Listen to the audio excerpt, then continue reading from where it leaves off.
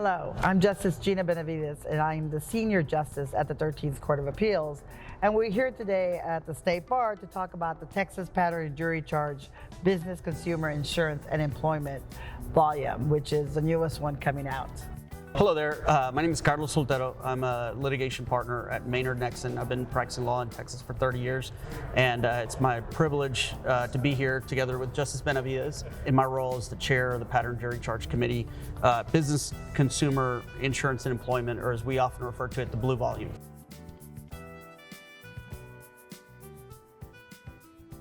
With regards to how I use the Pattern Jury Charge book in my trial prep and also in my litigation practice, I'd say I use it all the time. It's on my shelf. I frequently refer to it. We not only use it when building and assembling the charge, but I'd say sometimes even with regards to law motions, for instance, if you're responding to a summary judgment or if you're preparing special exceptions or you want to look at a particular cause of action that maybe you haven't dealt with in a while, sometimes the Pattern Jury Charge is a great resource, in addition to, of course, helping you build the charge. Well, I think, as I started practicing, one of the first things my mentor told you, as I told you, is he told me to start with a pattern charge. You should always start your case with a pattern jury charge and what you're trying to prove. And the best way to start that is with the volume of the book, because it will tell you what you need to do, and especially what you need to do at the end of the day about damages, which is so important in our litigation practices. I agree, and I would add that it's the ideal is what your mentor said, and I was taught the same thing: do the charge at the beginning of the case. We would ideally do that. Rarely do we always do that. Yes.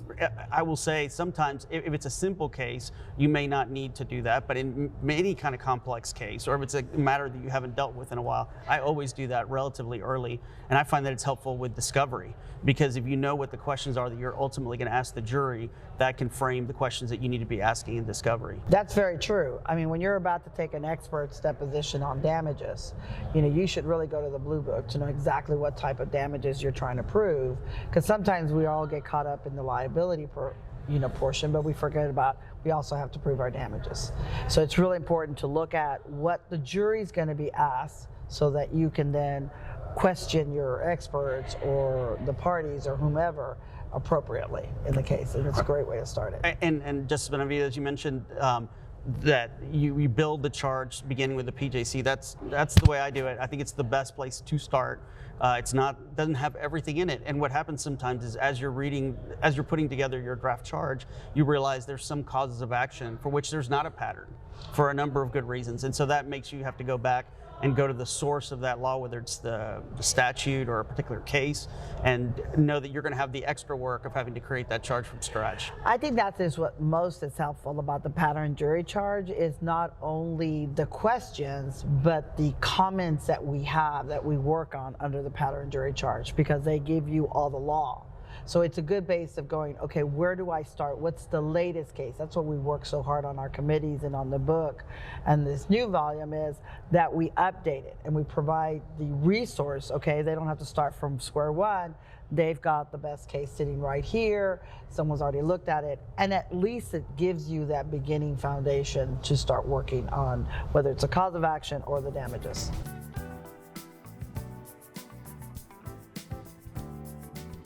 So one of the questions that sometimes comes up is how do you go about building a charge using the pattern jury charge? And whether it's a contract or an employment case or a fraud case or whatever, the first place I look is the pleadings. I look at whether it's I'm the plaintiff or whether I'm the defendant. I look at both sides' pleadings. I look at the plaintiff's pleadings to look at what causes of action there are. You look at the defendant's pleadings to see what defenses there are, and you start integrating the charge, and you go cause of action by cause of action and weaving the defenses that pertain to a cause of action. And many times there will also be counterclaims or third-party claims, and there have been amended pleadings or multiple parties. It's important, first you start with the basics, but it's important not to neglect all the other pleadings that there are in the case. And part of this exercise will also help you realize what's deficient or missing from your pleadings that you may want to amend in a timely fashion. Definitely when it comes to issues as a defendant, I think defendants rarely use the pattern jury charge, and they should definitely use it as well, because it does give them those affirmative defenses. Then they're sitting around at trial going, oh wait, I want this instruction, and the first word most of the time out of the plaintiff's lawyers, you didn't plead it. And that's, you don't plead it, you don't get it. And the same thing is true for something that you may have not thought of or missed. So it's a really great way to start working into that, because as an appellate justice, I know that the fastest way to get reversed is to have jury charge error. Right, jury charge error. Well, and also if you actually read what the question is or what the instruction is, and then you actually either read it with a layperson, it also gives you a sense of are they going to understand what this is, and is there more that we need to add or supplement to it? Yes, we always need to remember that the book and the volume is just the basis. It's just a resource to provide you. I know that, I know because I read the records all the time, the judges don't like that. The first question is, of course, what's in the Texas pattern jury charge? And that's great, and we want them to do that, and that's why we should all have it. But it's a way to formulate it to each case, because the facts are very different, right? And so you got to formulate it and work your question to fit your case. And there's also a timeliness issue. If you wait till the last minute, then you're scrambling around and you're trying to piece things together, and you may miss the benefit of having done the draft, looked at it, and said, oh, well, really, this is not so much this type of fraud, but it's this other type of fraud, and there's multiple subparts, and so we should be charging on this one rather than that one. That's the kind of thing that, again, we have all had the experience of something like this coming up at trial or close to trial, and it's always better when you have that conversation in your office months earlier. Always, always. And you never want to be having that conference for the first time when you're trying to draft a charge in the middle of trial, because you really should be looking at other things during that time and have that ready to go before. And one thing, Justice Benavides, and to be in the best position for us, for our clients in front of a court like yours, having the instruction or the correctly worded question, if it's our burden to tender ahead of time, is essential, because otherwise you don't preserve error. That's exactly right. It has to be completely correct for us to even consider it. Because if you don't have the correct, if you say, well, it's not included, that's not sufficient. It has to be, you have to provide the trial court with the correct version. If not, then there's nothing for you to review. There's nothing for us to review. And not that I don't mind those kind of opinions, but sometimes I like to review them. We like to give you more to think about. Thank you.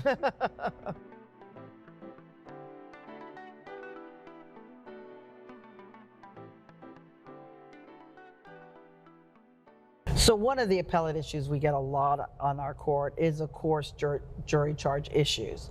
And the ones we see the most is ones that are never provided to the trial court, that we just never see them. They come argue to the appellate court, well, this charge is lacking, or this instruction is lacking. But in reality, they never gave the opportunity to the trial court to review it. And as such, the record then is void.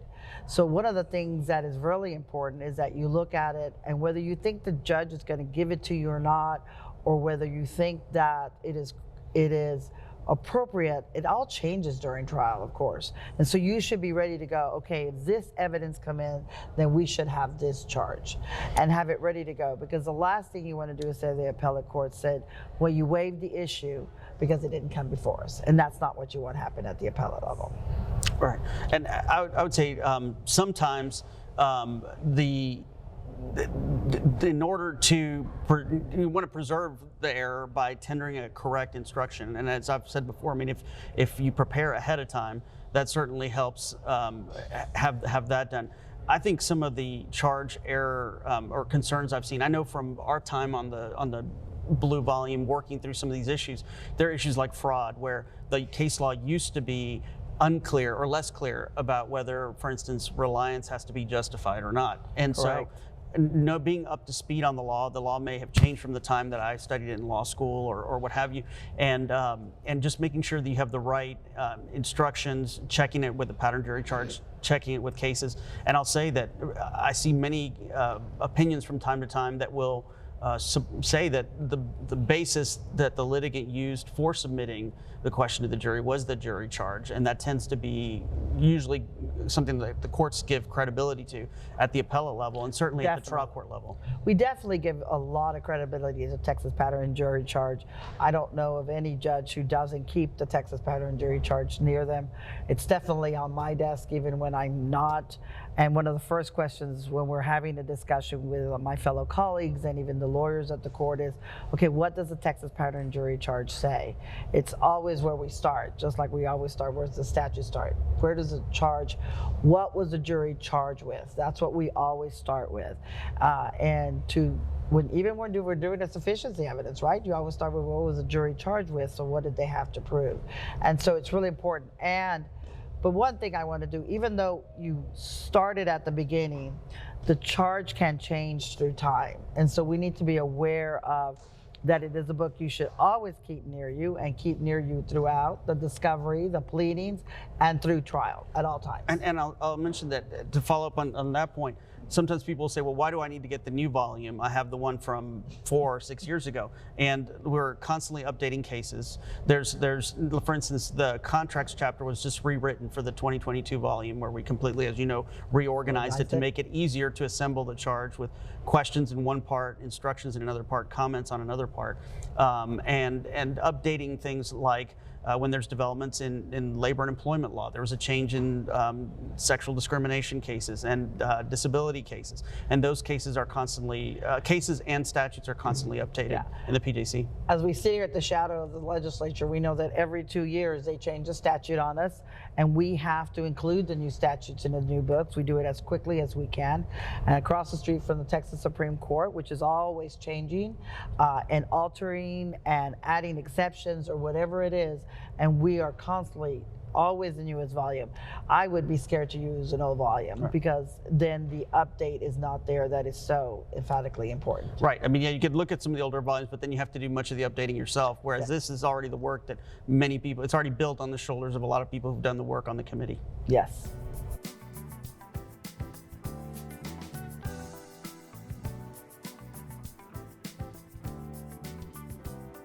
So when you're drafting your charge, whether you're doing it at the trial level, and you're not really drafting a charge at the appellate level, but you are drafting a brief that's going to talk about the charge. And so you're trying to work all that into how you're going to argue it, whether it's a trial court or the appellate court.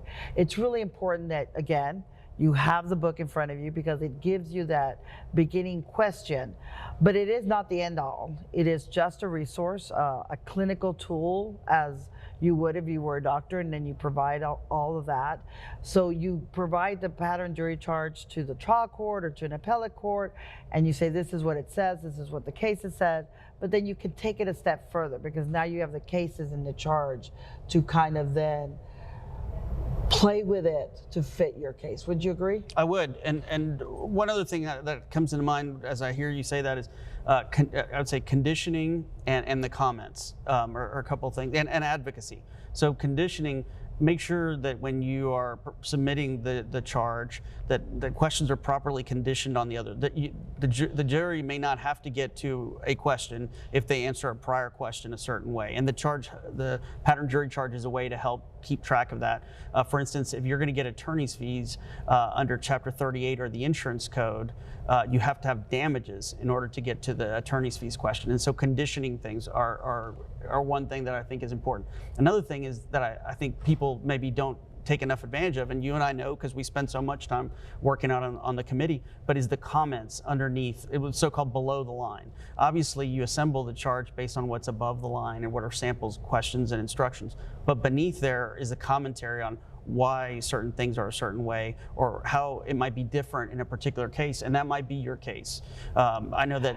I think it does a great job, the pattern jury charge, of giving you a really good outline, because when you're in the middle of trial and you're in a complex case and you have several causes of actions, the pattern jury charge is the one that kind of lets you go, okay, this goes first, and then we have conditionally go to this one, and it lets you create that flow in your charge, which is so important because you got to remember the jury still has to be able to read it and hopefully fill out the blanks in your favor. Right, and there may be a place especially on the defense side, but I think on either side for advocacy in connection with the charge.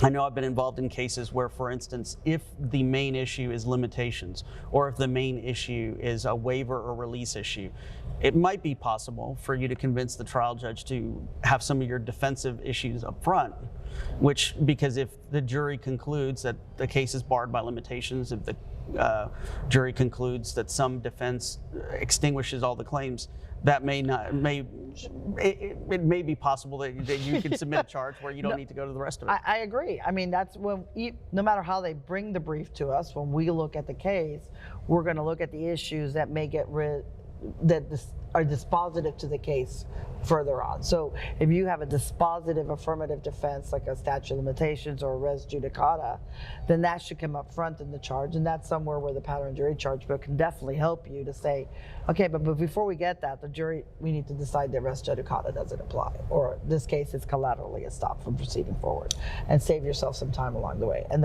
definitely the book can help you get to those issues. And I think also the comments are a little bit of a preview or a gateway to some of the issues that still remain unresolved. Definitely. And that you and other justices have to struggle with to get the right answer and get clarification for us practitioners. But and so there may be opportunities to advocate in the comments section. And I would note as one example, in the recent volume, in prior volumes, we had the so-called Mustang pipeline situation. In breach of contract cases, often it's not one side just claiming a breach. It's not just you breached the contract, I'm suing you. Both sides are claiming that the other side breached. So the real key issue is who breached materially first. And we call it the Mustang pipeline situation. That had always been below the line in the comments in prior volumes. In this more recent volume, it's such a common occurrence that we collectively agreed to put it at the top. And so I agree. It also gives you, talking about our sister courts here, we all don't always agree at the appellate level at the sisters courts. And the comment will give you a really good of, well, these sister courts are going this way, but these sister courts are going this way. And it may be an issue that hasn't been resolved by the Texas Supreme Court. So depending where you're sitting depends on what your precedent is. And so that's also very important. And it does give you a little bit of hint of where we think the law is heading. We try not to make comments on the law, but right. Sometimes that's the way it works. Yeah, I'd say overall, I'm sure you'd agree with me that we work first to do no harm, and, yes. and secondly, we try not to get ahead of where the courts are, but we certainly like to identify some unresolved issues for the practitioners in the courts. Always, because it's always, I mean, every day we always have issues where we are in different jurisdictions hearing different cases, and so that's really important.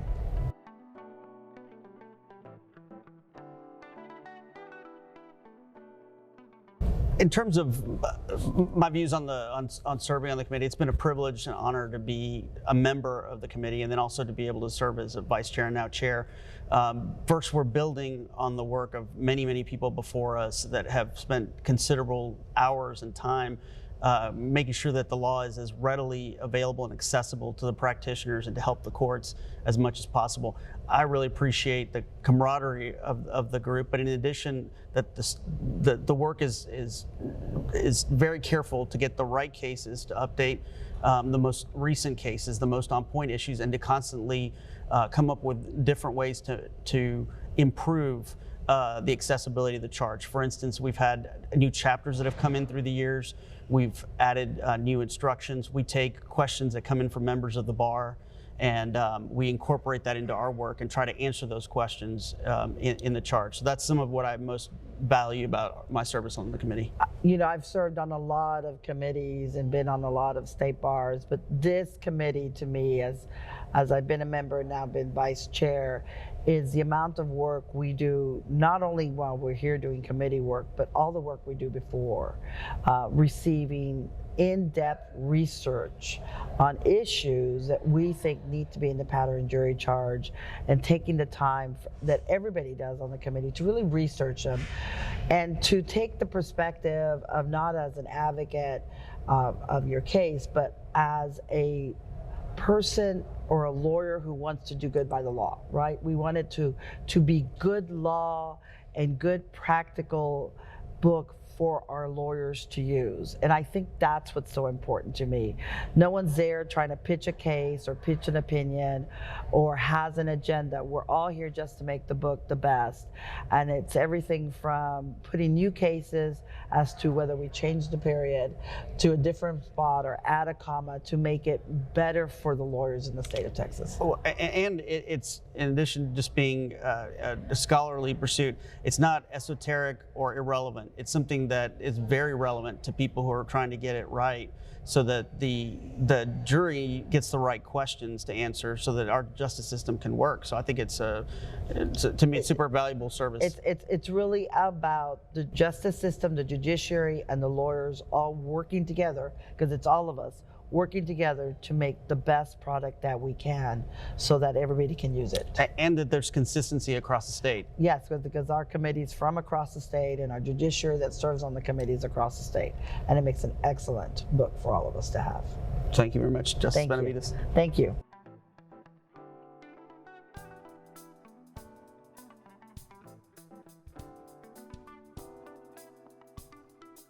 I'm Justice Gina Benavides, and I'm the Senior Justice on the 13th Court of Appeals, and I serve as the Vice Chair of the Texas Pattern Jury Charge. My name is Carlos Soltero. I'm on the Pattern Jury Charge Committee. I'm the chair of the Blue Volume this year. To learn more about this book and many other books from the Texas Bar, go to texasbarpractice.com.